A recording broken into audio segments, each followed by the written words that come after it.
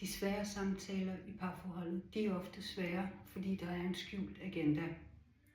Ikke nødvendigvis en bevidst agenda eller et ønske om at snøre den anden, men noget, der bliver svært at sige, fordi der er en ønsket reaktion på det, der bliver sagt.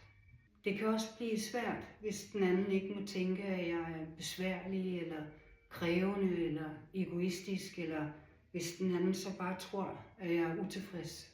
Også hvis jeg på forhånd har en antagelse om, at den anden er ligeglad eller uinteresseret i det, jeg har at sige. Særligt svært kan det være, hvis jeg ikke kan tåle at få et nej, eller ikke tør at være selvafslørende. Det kan fx være, hvorfor skal du altid sidde med din telefon efter aftensmaden, når det jeg i virkeligheden savner, det er vedkommendes nærvær. Det bliver italesat som en bebrejdelse, selvom ønsket er kærligt, og resultatet, det bliver sandsynligvis endnu mindre nærvær. Så hvis samtalen føles svær, så kan det være en god idé at gøre sig et par overvejelser. Hvad er intentionen med det, jeg vil sige? Hvad er det egentlig, jeg ønsker at få ud af det, uden samtidig at skulle kontrollere den andens reaktion? Altså kan jeg italesætte det, jeg ønsker, og så må vi se, om vi kan blive enige.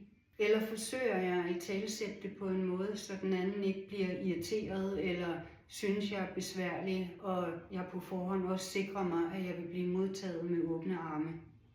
Hvis jeg savner at mærke nærvær og kontakt, så må den anden jo godt synes, jeg er besværlig.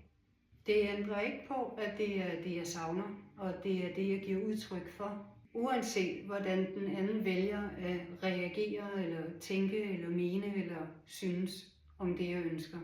Den anden må også gerne tro, at jeg ikke er tilfreds. Det er jeg jo et eller andet sted henne heller ikke. Og selv hvis jeg var, så kan jeg ikke styre, hvad den anden vil vælge at tro. Og så er det selvfølgelig også en forudsætning, at jeg kan tåle, at jeg nogle gange får et nej. Selv hvis jeg helt selvafslørende siger, hey, jeg mærker en afstand imellem os, og jeg savner vores samtaler. Kan vi finde en løsning på det?